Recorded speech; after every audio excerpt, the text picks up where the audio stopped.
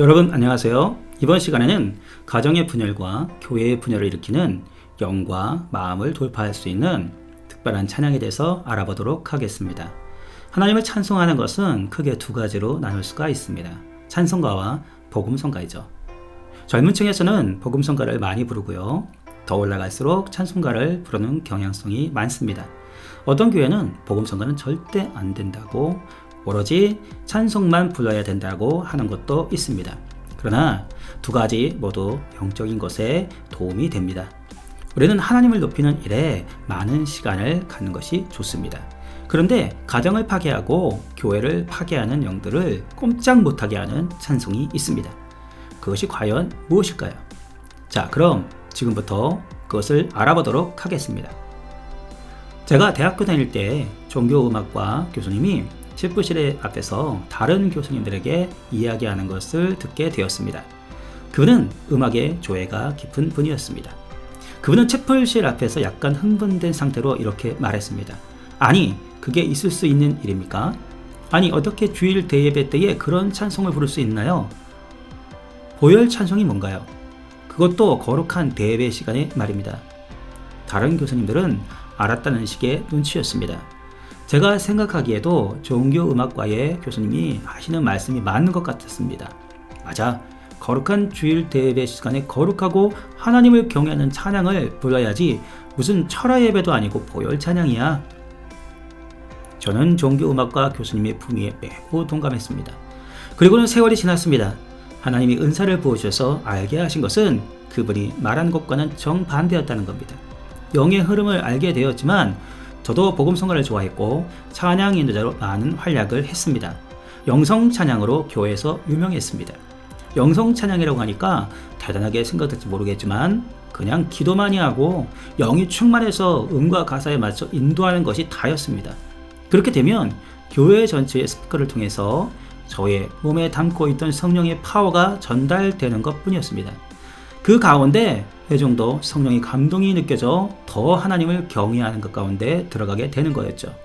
마음과 생각이 합해져서 회중 모두가 하나님을 찬양하니까 찬양이 끝날 무렵에는 더욱더 성령의 기름이 부어졌습니다.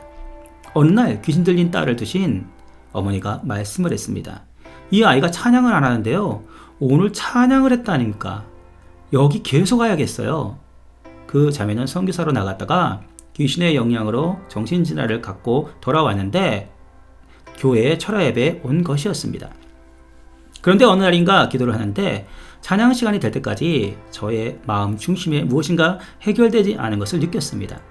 그러나 찬양 인도는 시작이 되었고 결국 하나님의 기름은 부어졌지만 저의 심령 안에는 시원함이 없었습니다. 찬양의 시작부터 끝까지 저는 이 부분을 고민하지 않을 수 없었습니다. 그리고 나중에 주님이 알려주신 것은 보혈 찬양이 심령의 막힘을 부술 수 있다는 것이었습니다. 아주 강력한 무기라는 것이었습니다. 이제 은사가 더 무르익어서 영의 흐름을 더 감지하는 단계가 되었을 때는 보혈 찬양을 부를 때 성령의 흐름이 불러바뀌는 것을 알게 되었습니다. 그리고는 불안도, 근심도, 분열도 차츰 부서지는 것을 알게 되었습니다. 귀신들도 각 사람에게서 하품하면서 떠나갔습니다. 그리고 맑은 정신과 좋은 마음으로 변화되는 것을 알게 된 것이죠. 보혈 찬양의 귀중함을 절실히 깨닫는 때였습니다. 영의 막힘을 뚫고 교회와 가정의 분열을 쪼개고 돌파하는 이 강력한 무기인 보혈 찬양을 거룩한 예배에는 부르지 말고 부흥이나 철야기 때면 불러야 할까요? 주일날 교회에 오기까지 가정에서 다툼이 있을 수 있습니다. 어떤 분은 군에 간 자식 걱정, 물질 걱정, 건강 걱정, 법적 문제에 대한 걱정, 직업에 대한 걱정, 반려자에 대한 걱정, 사업에 대한 걱정 등등 수많은 문제를 안고 교회를 옵니다. 거기에 주일만 교회에 나오는 주일학교 신앙도 있습니다. 그들의 강팍한 마음을 부수기에는 주일에 거룩하다고 하는 찬양으로 부수기가 쉽지 않습니다. 그렇다면 어떻게 해야 할까요? 바로 보혈 찬양을 불러야 하는 것이죠.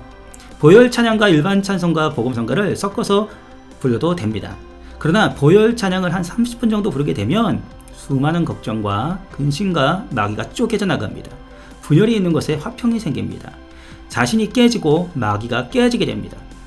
이렇게 중요한 찬양은 대예배 때 꼭 불러야 하지 않을까요? 고상함이 마귀를 떠나가게 하기는 쉽지 않을 것입니다. 보혈의 찬양은 즉각 영의 흐름을 바꾸어 줍니다. 하늘의 불로 바꾸어 버리는 것입니다. 말씀의 영과 비슷하게 보혈 찬양은 불로 바뀌어 버리게 됩니다. 가정 예배를 드릴 때, 교회에서 예배를 드릴 때, 회의 때, 가슴 답답할 때, 부부싸움 했을 때, 사업이 막힐 때 등등 보혈 찬양을 불러버리시기를 권장을 드립니다. 한번 해보세요. 해보시면 알게 될 것입니다.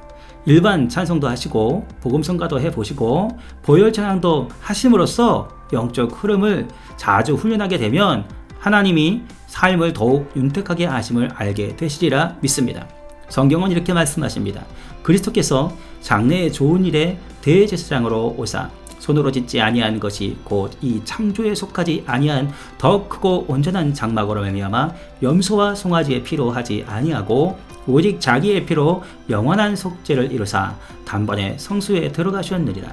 염소와 황소의 피와 및 암송아지의 죄를 부정한 자에게 뿌려 그 육체를 정결하게 하여 거룩하게 하거든 하물며 영원하신 성령으로 말미암아 흠없는 자기를 하나님께 드린 그리스도의 피가 어찌 너의 양심을 죽은 행실에서 깨끗하게 하고 살아계신 하나님을 섬기게 하지 못하겠느냐. 히브리서 9장 11절에서 14절 말씀입니다. 시편 22편 3절에서는 이스라엘의 찬송 중에 계시는 주여 주는 거룩하시니이다 라고 말씀합니다. 하나님은 우리 주 예수 그리스도의 피로 말미암아 우리를 구원하셨습니다. 그리고 이스라엘의 찬송 중에 거하시는 주께서 우리의 찬송 가운데 함께 하십니다. 시청해 주셔서 감사합니다.